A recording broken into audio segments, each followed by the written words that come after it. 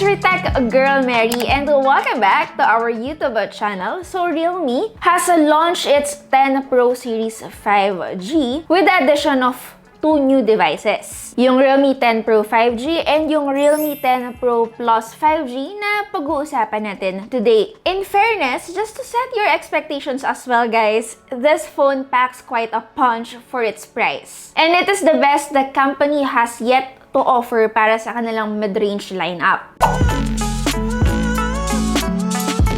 We have two disclaimers. So one, alam niyo namang lahat na na-unbox ko na tong video na to, but I don't want you guys to miss out yung overall unboxing experience. So gusto ko pa rin malaman yung kung ano yung possible nyong makuha if ever man nabibili kayo. Second, yung unit na nire-review natin ngayon has an 8GB of RAM plus 256GB of storage. But yung ilo-launch sa atin sa Philippines is not this particular variant. They will be launching locally yung 8GB na merong 128GB of storage and yung kanilang 12GB of RAM na merong 256GB of storage. Okay, so since alam nyo na ang mga dapat yung malaman, we got here the smoked clear jelly case, paperwork, and yung ating panundot, at syempre yung ating phone mismo. And as you can see, I got it in hyperspace. And lastly, yung ating power brick and the USB-C cable.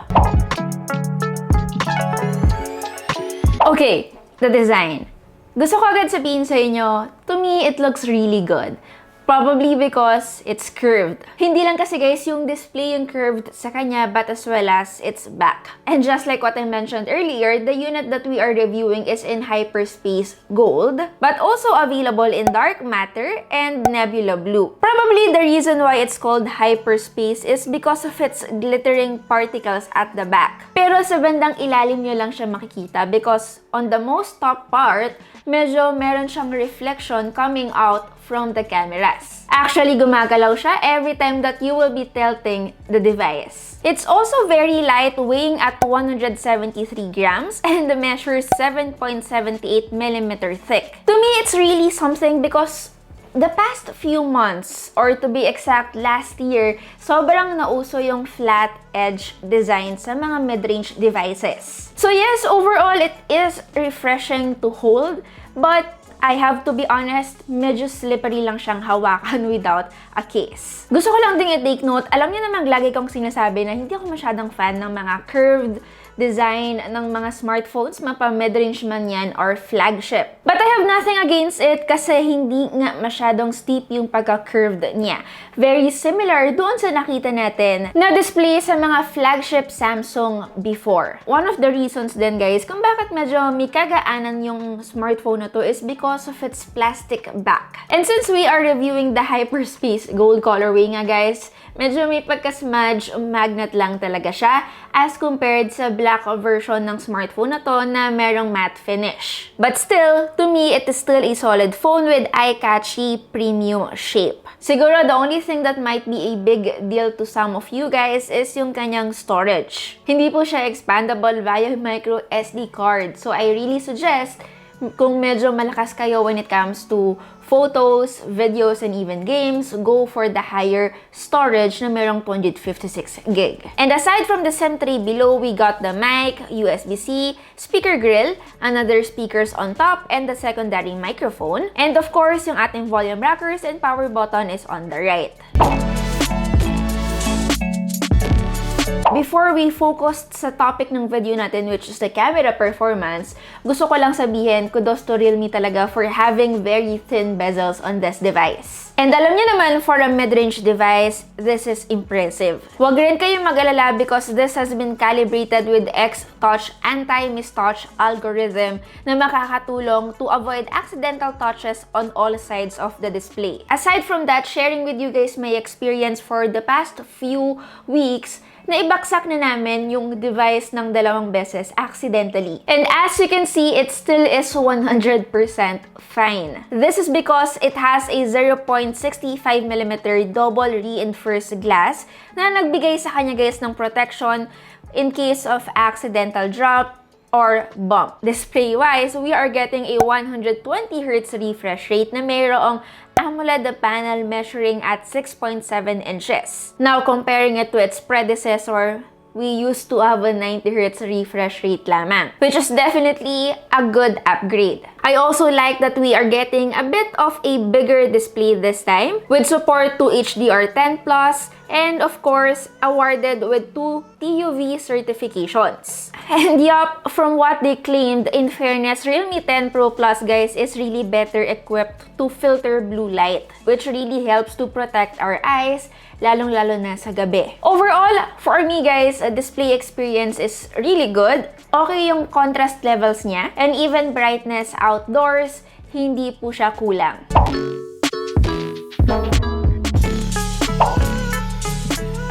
Now, the cameras. Aside from having an upgraded display, we are also getting an upgraded set of cameras. Realme made a big jump from 50 megapixels camera to a 108 megapixels. We are also getting the same 8 megapixels ultra-wide and a 2 megapixels macro lens. And lastly, a 16 megapixels front camera. Okay, so if you know me, alam niyo naman na hindi ako masyadong concerned when it comes to megapixel count. And it's really all about software optimization. If you remember, napakaganda ng camera optimization ng Realme GT series nila. And I'm glad na they made it their way dito sa kanilang Realme number series. Consisting of course, guys, yung image fusion engine, quick shot acceleration engine, and yung kanilang super nightscape engine. And all these beautiful words na hindi masyadong maintindihan ng nakararami will be, you know, guys, explained and of course, translate well in real life. Daylight shots, guys, na-handle well ng sensor niya, and most phones in the mid-range segment, hindi masyadong napupull off yung ganito, lalong-lalo na under direct sunlight. And the phone, guys, were able to replicate real-life colors. While you guys are seeing yung mga sample photos natin, yung main sensor ng Realme 10 Pro Plus uses a Samsung S5K. And yup, it still shoots 12 megapixels photos by default. Surely, nakakita na ako ng mas detailed photos. Alam niyo naman yun, but I think yung processing dito sa Realme 10 Pro Plus is indeed done well. It may not be a flagship grade device, pero for me, maaasahan natin yung main camera niya despite it not having an OIS this time. Speaking of zooming in, we got a 3x toggle sa ating pinaka main camera. And yes, it is also capable of capturing up to 20 times digital zoom. Overall, the camera application still looks very familiar, guys, even though the phone is already based on Realme UI 4.0 based on Android 13. Now, 8 megapixels photos naman, guys, coming from the ultra-wide camera are actually surprisingly good. Detail is a bit higher compared to other smartphones, guys, na meron ding 8 megapixels ultra-wide. But although, syempre, guys, hindi same yung quality na binibigay niya, no, kung ikukumpara natin sa main camera, malayong malayo. But of course, for basic shooters, maganda naman kahit papano yung ultra-wide photos with good noise reduction. Now, for low-light photos, magugulat kayo, guys, because Realme 10 Pro Plus camera also supports auto night mode. I think part rin ito ng Realme UI 4. This hits, guys, when light conditions are poor,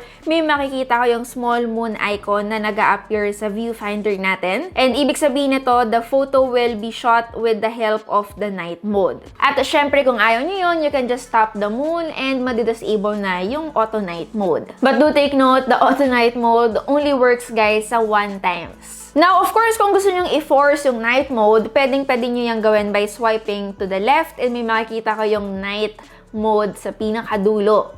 Actually, I prefer this more kasi I can control it, and as well as pwedeng-pwede ko rin gamitin sa ultra-wide and sa kanyang 2 times. Yun nga lang, of course, it uses longer exposure time, pero hindi naman ganon katagal. Now, for the selfies, sakto lang sila. They are okay, pero again, hindi siya ganon ka-impressive. If I were to describe them, they are the average type of selfies na pwede nating makuha sa mga smartphones na may ganitong pricing. May mga konting visible noise, pero para sa akin, passable pa rin to be used for social media purposes. Okay, now for the video recording, itong Realme 10 Pro Plus, kayang-kaya niyang gamitin lahat ng cameras, of course, except yung macro mode, which is again, totally fine. Yung main camera natin, ito ay nagre-record ng 4K at 30 FPS and meron din tayong 1080p at both 30 and 60 FPS. And then yung ultra-wide naman natin and selfie shooters, limited lang ito hanggang 1080p at 30 FPS. Actually guys, aside from this, meron din naman itong ultra-stable option na gumagamit ng main camera with 1080p resolution. Pero again, ito ay naka-crop. To me, impressive yung video samples na binigay sa akin ng Realme 10 Pro Plus. Okay yung kanyang sharpness and even yung footage natin using the 1080p. So yup, now that you guys already know na yung Realme 10 Pro Plus 5G can perform well in terms of camera and display-wise, paano naman sa overall performance niya? Specifically, yung chipset na meron siya. Actually guys, under the hood, this phone has the MediaTek Dimensity 920 5G chipset paired with up to 12 GB of RAM and 256 GB of UFS 2.2 internal storage. While doing yung everyday task ko dito sa device na to, no joke guys, it is really fluid. Even of course with heavy multitasking. Napansin ko na mas improved yung RAM expansion dito guys dahil doon sa overall multitasking nga na ibinigay niya sa akin, wherein the 8 GB variant can expand its RAM up to 8 GB which gives a total of 16 GB. But then again, we all know that RAM expansion is somewhat still of a gimmick. So kahit man nawala ito, I do think the Realme 10 Pro Plus is still gonna perform well. And isa pa, napansin ko rin that apps stayed in the background for longer than I expected. And just like what I mentioned earlier guys, this phone is running on Android 13 na merong Realme UI 4.0 skin. Wherein sa pagkakaalam ko, ito yata yung first Realme smartphone guys na nag-run ng latest Android version. This is of course out of the box. May mga few additions ako na napansin katulad ng audio control and recommendation on the always on display while playing from Spotify. But again, it still isn't the cleanest interface because of the bloatware. Other than that, so far guys, napansin ko Realme UI 4.0 is more intuitive, customizable, and syempre, still easy to use. In terms of battery, impressed ako because from 4,500 mAh, we now have 5,000 mAh of capacity. Isa pa guys, impressive because this is a very slim device. In terms of usage naman guys, I can safely say naman that the device will easily last you the full day. Even if medyo matagal rin naming nilaro ni Jason yung Genshin Impact dito sa phone na to because of the testing. Other than that, this is also capable of 67 watts fast charging na kung saan it only took 47 minutes guys of charging time. Again, this is based on my test. Is the Realme 10 Pro Plus a perfect device? Obviously not. May mga flaws din siya syempre na hinanap ko sa kanya like the lack of storage expansion and of course the lack of OIS. Not like it's a big deal dahil alam naman natin that there is still an EIS pero again, this is only present sa 1080p. In fairness, I really think Realme did a good job dito sa kanilang bagong mid-range device. Excellent display. Sa tingin ko, isa to sa may pinaka nag-stand out talaga sa akin this 2023. Pangalawa, hindi rin naman pangit yung kanyang design. To me, it's an okay design. Yun nga lang talaga, very smudge magnet lang siya. Pangatlo, it also has a very good photo and video quality. And fourth, outstanding ang kanyang battery life. Price-wise, this is a bit subjective, lalong-lalo na doon sa mga naka-Realme 9 Pro Plus pa din. But yeah, it is one of the few mid-rangers guys na merong notable and marami-raming upgrades. Anyway, since I am celebrating my birthday guys very soon, meron akong konting surprise para sa inyo. All you need to do is to actually share this video on Facebook. Huwag kayong mag-alala because I will be seeing it naman. And I will be choosing the winner on February 20. Pero yung birthday ko guys sa February 17 na. So, para lang may enough time yung mga tao maka-join. At syempre, yung price nyo Realme 10 Pro Plus. Also, don't forget na rin mag-subscribe sa YouTube channel ko. Syempre, pa-birthday nyo na to sa akin. And yeah, that's basically it. Again, it's your tech girl Mary and see you in our next video. Bye guys, and good luck!